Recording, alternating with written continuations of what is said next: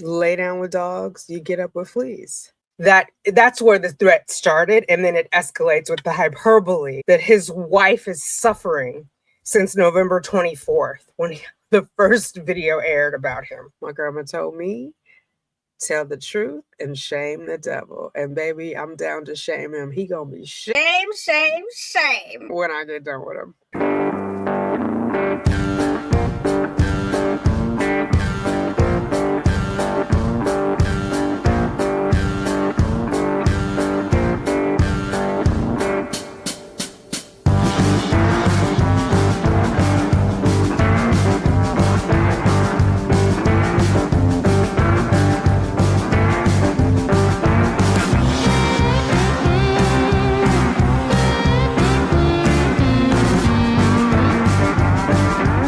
Hello, my true crime lovelies. I hope you are well. I hope you are as lovely in life as you are in my mind. Thank you for joining me. You saw the title, you saw the thumbnail. This is an open letter to our friend, Mr. Gunthal. I'm sure some of you guys have seen the clip of the cease and desist that I had on the post. If not, check out the post. It used to be the community tab. It is there. I'm gonna go slower than usual. So you may need to, oh look, I'm making Mac bubbles. You may need to speed it up, but I want to be very intentional with what I am saying. So I received this email on Monday in the afternoon. I did not see it until the evening because I was working. I did a live on my lunch, and then I, had got my kid, brought him home, yada, yada. Oh, then I was like, let me open up my side hustle business emails because I do have a full-time job. And I found it, and it said, his name and then cease and desist. There was an email there was like in the body, and then at the bottom, he put it, here comes the cease and desist. And then at the bottom, what I posted. I'm not going to post what he wrote me in the body of the email. Upon advice of counsel, it could be considered copyright material, and he sent it directly to me. But I took some notes because I want to give you guys the flavor, and then we'll get into what he said. So the first sentence of the email is about his wife and that she's been receiving threats since my videos have aired. So it's very vague, right? Because my first video that aired was about Sarah Boone, and it aired. It's not airing because we're not on broadcast, but I'm in media, so I know that. He has a media degree, but apparently he does not know that. So it's vague. The first video that I posted was June 10th of 2024. It had no mention of him, his company. I've never mentioned his wife. The first time I did so was this morning in a members only video because I was vetching about what he said to me. So then I wanted to be a little more granular. I went through the log. The first video that I posted with his name in it was November 24th, 2024. For his claim to be valid, that she's been getting threats since my videos have aired, they would have to go back to November 24th, 2024. Otherwise, it's hyperbole, which I believe it's hyperbole, and I believe it's intended to be part of the threat. Some of you may be like, whoa, a threat? Why? How did we get to the threat? Well, first of all, he started off the email, Dear Tanika. He and I have never slept together. He doesn't know me. If I order from Grubhub and I have a problem with my order and I have to call, they will ask me, is it okay if we call you Tanika? He didn't ask. So that is a threat. That is to take me down a notch, right? Because he should have addressed it, Miss McKelvey. I am college educated. I am employed. I am of middle age. I'm 54 years old. Don't call me by my first name. It's extremely disrespectful. And he's younger than I am. Maybe it's just me as a country girl, but where I come from, you don't do that. You don't call your elders by their first name without their permission. Full stop. That's where the threat started, and then it escalates with the hyperbole that his wife is suffering since November 24th when the first video aired about him. I find it hard to believe. That video was Sarah Boone humbled post-conviction? It has 22,000 views on it. So if he plans to take this to court, he's going and continues with this foolishness, he's going to have to substantiate that on record. Whether it's emails, whether it's phone calls, whether it's posts. Certainly, I have not seen any of those posts under my videos. You know why? Because I didn't mention her. But I do suspect his wife watches YouTube, and I'll tell you as we get down there, because one of these makes no sense. And I think she's watching and misinterpreted it. I mean, hell, she might have written this letter. But again, I didn't sleep with her last night either. So don't call me by my first name in a professional email. Then he goes on to say, we, and I don't know if if it's the ubiquitous we. I don't know if he has a mouse in his pocket. I don't know if he means he and his wife. I don't know if he means he and his business partner, Julian Delapine. He just randomly says we. Did not fund or endorse Sarah Boone. So that is patently false. And I will show you where I got this information from, because I'm not out here making up stuff. I'm out here reporting my findings as I delve into Sarah Boone's story. So here we have, I'm going to go all the way to the date, November 1st and November 15th of 2024. Peter Gunthel not funded or endorsed, but sent Sarah Boone $100 in cash on the 1st. And then what did I say the second day was? On the 15th, he sent her $75. Now he's in marketing and branding. So perhaps the word fund offended him. I don't think I used the word fund, but I could have. But what my source was available in public records, sent to me by the Orange County Correctional or Orange County Detention Center, whatever it is, the jail, right? So I didn't make that up. I questioned it. Then the other thing he said is I accused him of making a racist comment toward me. That has never happened. I've never accused him of anything. I've never thought of him as racist. Although calling me Tanika makes me rethink that, because it's kind of giving a girl to a grown woman. But that's why it makes me think it's the wife, because I refer to someone in the comments, one of the flying monkeys, enjoying calling me a monkey and likely taking great pleasure. But it's a very specific comment, right? It's about the person who left that comment. So in order for us to get to the leap that I accused him of being racist, he has to be the one who called me a monkey. Apparently he doesn't watch Bruce Rivers, no self-snitching, but you let me know, sir. All right, so then I responded in writing that evening, because I'm a mama bear. You're not going to just threaten me and I'm not going to do something. And this was before I had spoken to a lawyer, because it was 11:41, but I had researched some facts. I'm good at looking up law. I was a compliance auditor. So here we go. Mr. Gunthel, to have a cause of action for a defamation lawsuit, there needs to be a false statement of fact, not an opinion or hyperbole. I've read publicly available documents and formed an opinion. I then shared that opinion under the online moniker Tanika's 2 cents. I have cited my sources and made no false statements. So in the words of Judge Kranick, where is the lie? That's going to be important, because he's alleging defamation. The underlying issue with defamation is there are false statements made. So if we go to court, he is going to have to present demonstrably false statements in order to move forward with this cause of action. I don't even know. I would say I don't know if it would make it to court, because there are false statements. But it's New York. Some lawyer will take his money. Like, look at what's happening with Donna Adelson filing all the motions instead of getting through Discover because they want that.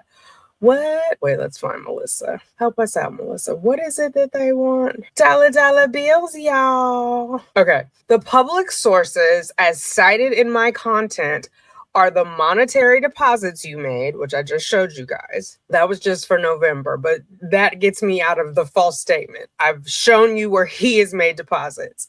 And the tablet messages you sent to Sarah Boone while she was in custody at OCCD. Call logs for Sarah in custody at both OCCD and FDOC, Florida Department of Corrections. Motions you submitted on behalf of Sarah Boone in her dissolution of marriage case, where you directed her attorney to you as her point of contact and included your contact information. All of this information is publicly available via Florida's Sunshine state laws. So if you didn't want it made public, you should not have participated, because they fully disclose that. No inmate in county, prison, wherever you want to call these facilities, gets private phone calls except with their attorneys. I have no knowledge of any photos of you. He alleged that I was using photos, and that comes in because that's going to be a part of his invasion of privacy allegations. So I have no knowledge of any photos of you, nor have I shared an opinion about your racial inclinations. Irrespective, it would be just that, an opinion, therefore not legally actionable as defamation, right? The underlying thing is false statements, not opinions, not speculations. I am entitled to my opinion. Having made no false statements, the remainder of the elements of a defamation claim in New York are moot. So do not pass go, right? I think there's 3 other ones. I didn't go through it because I didn't want it to be this lengthy email. They're moot because there's no lie. And he had an opportunity to cite at least one specific lie in there if his communication was more than a threat. But his communication was toothless. So it was an empty threat.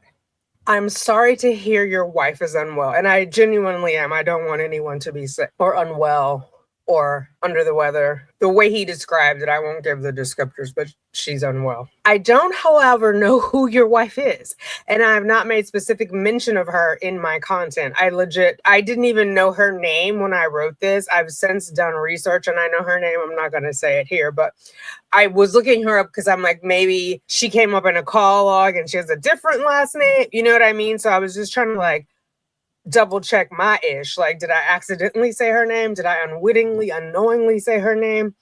No. I said, I did share your website, which notes you have a wife and 2 children, but did not read that out loud or offer an opinion. So it was on the screen where I talked about Julian's background, Peter's background, and I think the woman is Amanda, her background.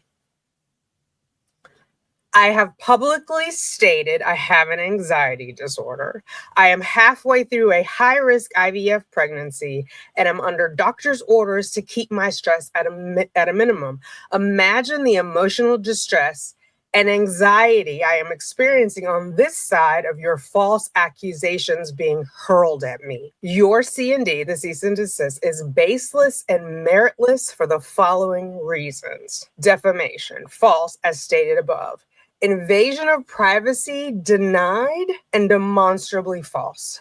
So this is where one of the flying monkeys came into the comments. Something to do with New York laws, because Peter and I are both located in New York. How I've done this, and I said it in the morning video, but it's like, think of Cardi B and her invasion of privacy lawsuit against Tasha K. You have to be recognizable so that somebody can monetize your image, right? Not just your name, but it's like your whole persona. So like if I made a brand of tennis shoes and I put Michael Jordan and his name on the box without his permission and or compensating him, that would be an example of an invasion of privacy. But I want to show you what it looks like. Oh, actually, I'm going to go back. Sorry, I'm going to go back because I want to show you some of the defamation lawsuit, and then we'll get to invasion of privacy. So defamation of character by libel or slander. So I think most of us know libel is when it's written, slander is when it's oral. So mine would be oral because it's in a video where I'm talking. What are the elements? The defendant made a false and defamatory statement that he knew, in my case, she or should have known was false. This makes the standard for defamation negligence. There's a defamation pro per I'm not going to go into that one. Note, some false statements do not harm the reputation of the target. And when the defamatory statement is part of a larger whole, if the defamatory part is an insignificant inaccuracy, it will not be considered defamatory.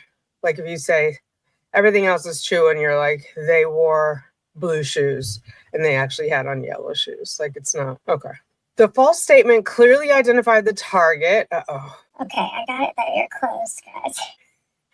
Vague statements cannot be construed as being about a particular person. So even let's say I did say my comment about the racist comment was directed at him, it would be a vague statement because what I said was the person who made that comment probably got great pleasure from it. I didn't even call them racist. I alluded to the fact that it was a racist comment. The defendant published the defamatory statement to at least one third party who was not the target. So I posted it on YouTube. So that part is true. The defamation damaged his character in some way. Where is the proof of that?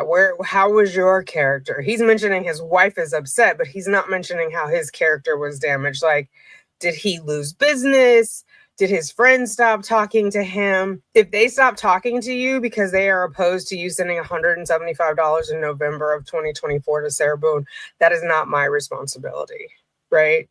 And you sent more than her brother, which is her relative, her number one fan, Lana, and her pastor. Her pastor sent like $10. You sent the most of everyone. That is significant. And even if you're claiming it's a humanitarian effort, why her? Why not to George's son, who is permanently disabled, will need care for the rest of his life?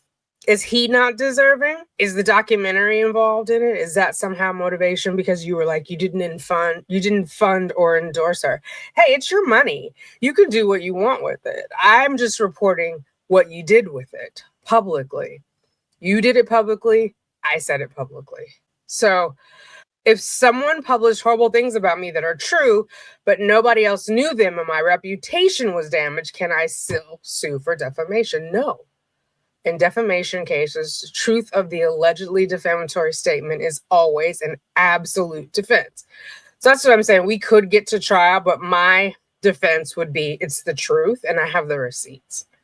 Right? Okay, so now we're going to go to, okay, I've got two things for invasion of privacy. First, New York does not recognize common law claims for invasion of privacy. These claims include claims for false light, publication of private facts, which he's alleging. He said I posted his home address, which is patently false. YouTube prohibits it. Sometimes I accidentally leave like an address on there, not trying to dox anyone, and the video will get taken down. You guys have seen it because it says it constitutes bullying, doxing, etc.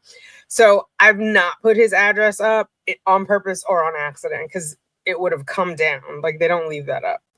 But anyway, but he said I'm posting private facts. The messages are not private. Like I said, they're publicly available under the Florida Sunshine State Act. Misappropriation, right of publicity, and intrusion. Accordingly, these claims are governed by Section 50 to 51 of New York civil rights law, which prohibit the use of name or likeness of a living person for purposes of trade or advertising without that person's consent. So I have used his name. I have not used his likeness. I have no idea what he looks like. Have not been able to find him on the web, which I found curious for someone who's in branding and marketing. Couldn't find Julian's picture at first. I finally found one of him on ancestry.com from like one of the high school photos or whatever.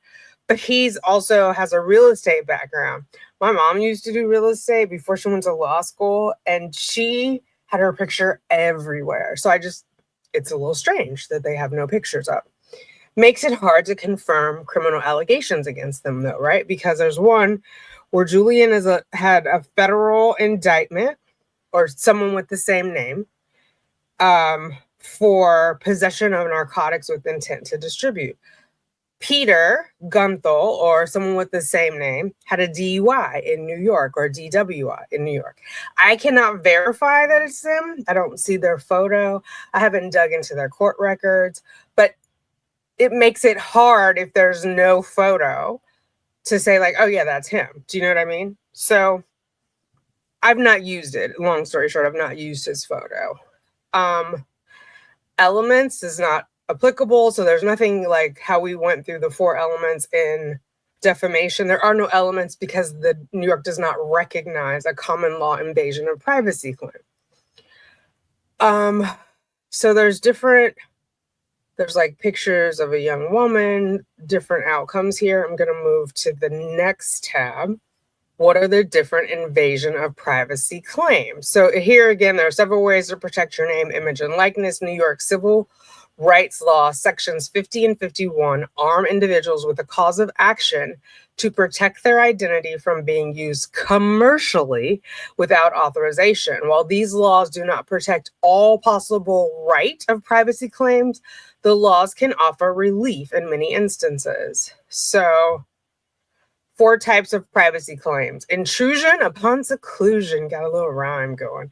Intentionally intruding either physically or through electronic surveillance on another's private space. Have not done that. Don't know where this man lives. The public disclosure of private facts. Disclosing the private facts of a person's life that are not commonly known on public channels, such as a blog, a website, comment, or while speaking to others. So I've spoken about him on YouTube, the website, but not any of his private facts, right? I've only talked about publicly available information. Publicity that unreasonably places the other in a false light before the public. An assertion made to the public at large in a way that misleads the public to believe something is highly offensive. I've not done that. I've not made anything at large to mislead. I've shown my facts, said my opinion, given my disclaimers. Misappropriation, unauthorized appropriation of someone's name, photo, likeness, or voice for financial gain. So this is the only one that I think he's after. However, the financial gain is off because I'm doing commentary, right? I'm not selling tennis shoes or selling something else, which is why I likened it to Cardi B a little bit ago. Notably, New York only recognizes statutory rights of privacy and does not have a statutory right for claims of unreasonable publicity given to another's private life, unreasonable intrusion upon seclusion, or publicity that unreasonably places another in a false light. Does not have a statutory right for these claims. Additionally, New York does not recognize common law privacy rights for any claims, including invasion of privacy, intrusion upon seclusion, public disclosure of private facts, or false light. So what is the law in New York? So New York Civil Rights, Section 50, it's a misdemeanor for someone to use the name, portrait, or picture of any living person for commercial use without that person's written consent. New York courts narrowed the scope of the statute such that it is applicable only to non-consensual commercial appropriations of a living person's likeness. See Green versus Paramount. I've not used his likeness at all, so that is moot. New York Civil Rights Law Section 50 additionally requires that the violation occur within New York State, regardless of where the victim and perpetrator reside. So I recorded my videos in New York, so fair enough. However, if the violation occurs on the internet, an out-of-state defendant could bring an action in New York. So maybe Julian will join in the suit. For a successful misappropriation claim, New York Civil Rights Section 51 requires that you allege several elements. A plaintiff must allege that 1, the defendant used a living plaintiff's name, portrait, picture, or voice. So we'll agree I used his name. 2, for commercial purposes like advertising or trade. That I did not do. Did so without their written consent. I've used his name without his written consent. I've not used it for commercial purposes like advertising or trade. It is important to keep in mind that not every use of one's name, portrait, picture, or voice are protected by the law. Can my name be misappropriated? Names are non-exclusive, and it is likely that fictitious characters will have the name of a real person. I'm going to skip over that. Can my portrait or pictures, I haven't used it. Is reporting news a commercial purpose. Prohibiting the appropriation of someone's likeness while reporting newsworthy events or for reporting issues that are in the public's interest would violate the First Amendment rights of free speech and free press. So reporting that someone is sending Sarah money, they're making a documentary about her, potentially paying for her legal fees while she is pending trial for murder and then assisting her after she's been convicted of murder is of public interest because it violates the laws of Florida. It does. Does New York extend a right of publicity to deceased? So what relief am I entitled to if I have a successful claim? So the Section 51 provides for injunctive relief, meaning the defendant would be obligated to cease the misappropriating use. So I wouldn't be able to make Sarah Boone videos with his name in them. Additionally, Section 50 allows for a jury to award monetary damages to parties injured. So he would have to show how he was injured, and monetary damages would be based on that. If I win, I get legal fees, and I probably would file for some sort of harassment because, like I said, this whole thing has no teeth and it's bullshit. So that is the invasion of privacy. The other thing he accused me of was harassment and then enticement. So we're going to go to harassment. What constitutes harassment in New York? So it's not sexual harassment. And it is... So it is a misdemeanor and also, what do you call it? Second degree, first degree. Because a misdemeanor can be a felony. I'm blanking on the word. Okay. Harassment in the second degree, harassment in the first degree, aggravated harassment in the second degree, aggravated harassment in the first degree. You guys can read those. Well, let me just go through the top line. First degree, involving destruction of property in an offensive way. Aggravated in the second degree, a class A misdemeanor characterized by the threat of a physical altercation or actual injury. So that's not the case. Harassment in the first degree, a class B misdemeanor, usually involving more than one act of harassment. This harassment charge occurs when it is essentially harassment in the second degree several times, creating an atmosphere of reasonable fear for injury or other harm. Harassment in the second degree, only a violation, characterized by attempts at minor physical contact as a threat. This type of harassment might include striking, shoving, or kicking. So I've not had any interaction with this dude, so none of these harassment claims fit. Maybe he's found some other harassment in New York that it's falling over. But in the reverse, there are high, like if the person is in a protected class, it ratchets up what the maximum is. But it would face jail time, 3 months and a fine for the first degree. The violation, there's no time served or any penalties paid. I'm not sure what happens, maybe a stay away order. This second degree aggravated, up to 1 year in jail and a fine of up to $1,000. And then aggravated harassment in the first degree, fixed jail term 1 to 4 years if convicted. So I don't know how that's not a threat with him putting that in the letter, because I've not come into any physical contact and you're threatening felony charges, right? Seems a little extreme. Then the question becomes, if you're leveling these threat with no teeth, why? Maybe we're all onto something. Maybe we're getting too close to a nerve and he wants to scare me into silence. Because certainly he can't think that him just telling me to do something, I'm going to do it, right? I'm going to make it. Like, why not tell me to get on a corner and sell my body, or go to a plantation and work for free? Should I do that? It's ridiculous.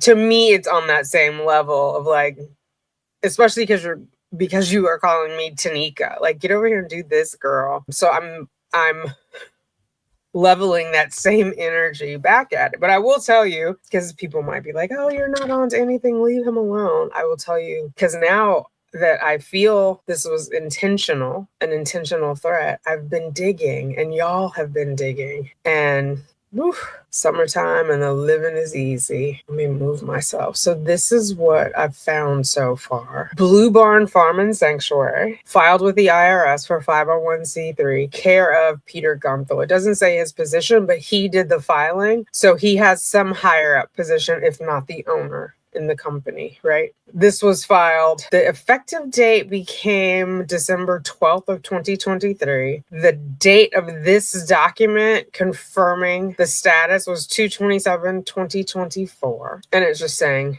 we're pleased to tell you we determined you're exempt. Now, they may not be, I don't know what their fiscal year is, but they have not filed any taxes for this yet. Because it is a 501c3, that would also be listed on the IRS website. So ostensibly, if they had like a normal, like a traditional fiscal year and it ended 12/31, they would have filed in April, like you and I, or gotten an extension. So they could be on an extension, or they could have a shifted fiscal year, which would change. If they are on extension, I believe they have. It's been a while since I worked at the CPA office. I believe they have until October 15th.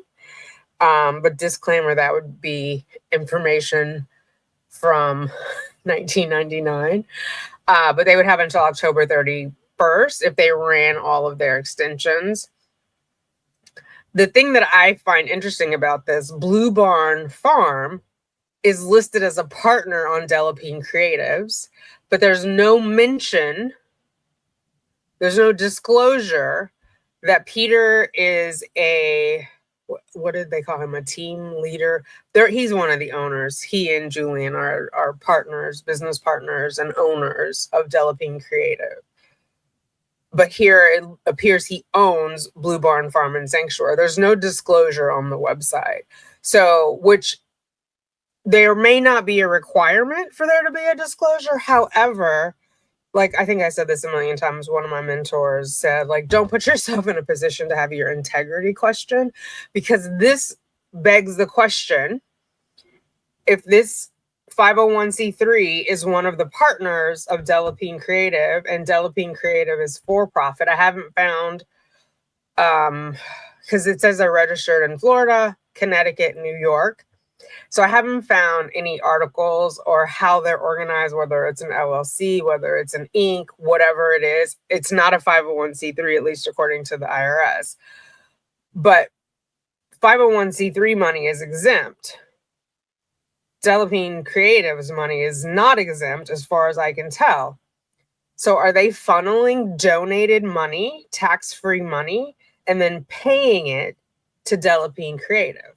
It begs the question. It is a question. I don't know. I'm still digging.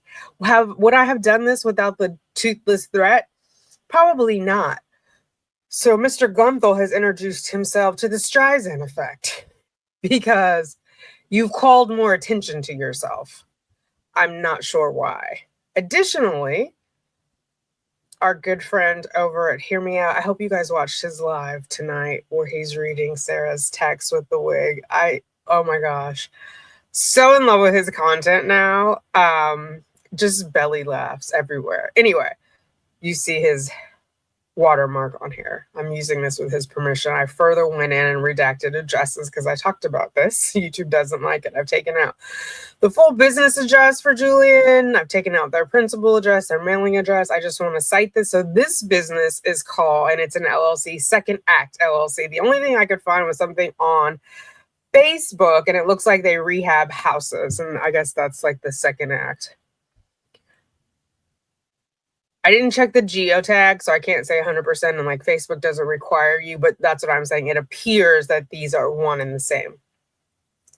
So the individual, the appointment of the registered agent, which registered agent is technically like if I'm going to sue them, I have to serve their agent, right? So the name, business address, residence address, residential, all of Julian's in Connecticut, and then it was signed electronically.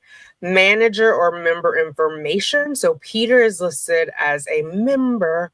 Julian is listed as a member. This is a publicly available document. The name of the organizer is Julian. The filer, Julian. Executed last year on 4/10/2024. It is not listed on the Delapine Creatives website. but something interesting, right? More digging to be done. Oh, I've skipped ahead. The last thing he accused me of was inciting violence, basically, against his wife. So I looked this up.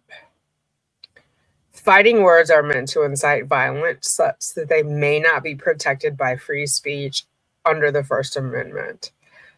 So I'll leave this on the screen for you to read it, but it says their, words by their very utterance inflict injury or tend to incite an immediate breach of the peace.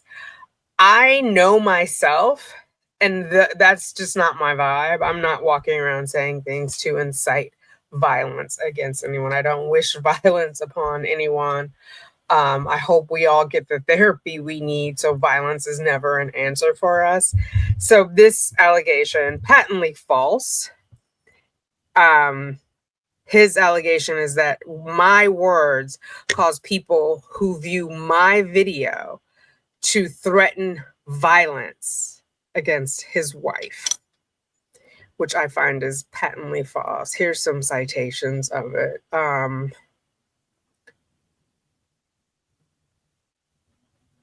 It's basically saying what's not protected, like Finer versus People of State of New York. Supreme Court held that akin to the fighting words doctrine, an incitement of a riot which creates a clear and present danger is also not protected by the First Amendment. I would say the only thing I incited was inquisitiveness, asking you guys, well, what do you think about this? Why is this that way? Do you think it's something? Do you think it's nothing?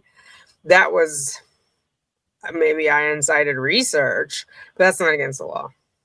That's not violating his rights. Okay, so here we go back to harassment and incitement. A reasonable person would not perceive my videos reviewing factual, publicly available documents as creating a hostile or intimidating environment. Likewise, I have not encouraged or persuaded another person to commit a crime. If crimes are being committed against you or your family, I strongly encourage you to engage law enforcement officers. I probably should have said Ellie immediately. They can offer immediate relief and potentially identify the real root cause of the violence and ensure the safety of you and your family. Please do not contact me again. Do not call. Do not write. Do not contact. Regards. And then that's my signature. I forgot to put the little /s/. It was 11 o'clock at night. So, I wasn't firing on all fours. Probably shouldn't have sent that, honestly, at that time without having a legal review, but I have poor impulse control. I've said that before. I just think it is, if you're really being threatened, sending me an email is not going to help you, which is why I feel like it was a toothless threat to me. Because you best believe if my household is being threatened, if somebody is talking about they're going to do something to one of my children, to me, to even my dogs, I'm calling the police. I'm not sending little cute emails, calling them by their first name in a disrespectful manner in what's meant to be a professional email. Do you know? I don't wish violence upon anyone, but I definitely will get the police involved because I don't play. I'm a mama bear. I'm going to protect me and mine. So if your wife is in danger, sending me an email is not going to help. Taking down a video is not going to help. Yeah, get to the police. Show them the document. Show them who is sending it. How are you getting it? When did you get it? They can trace IP addresses. They can figure out where that person is. Now, could it be a real nut job and they're like in a VPN and hidden their identity? Yes. But if you're getting multiple threats, starting back from a video that only has 22,000 views, I mean, I'm grateful for the views, but it's not like I'm a big YouTuber, right? It's not like, I'm not even going to name anybody's name. I don't want to mix them up in this foolishness. But you know what I'm saying. It's not like I have 100,000 subscribers and I'm getting millions of views on a video.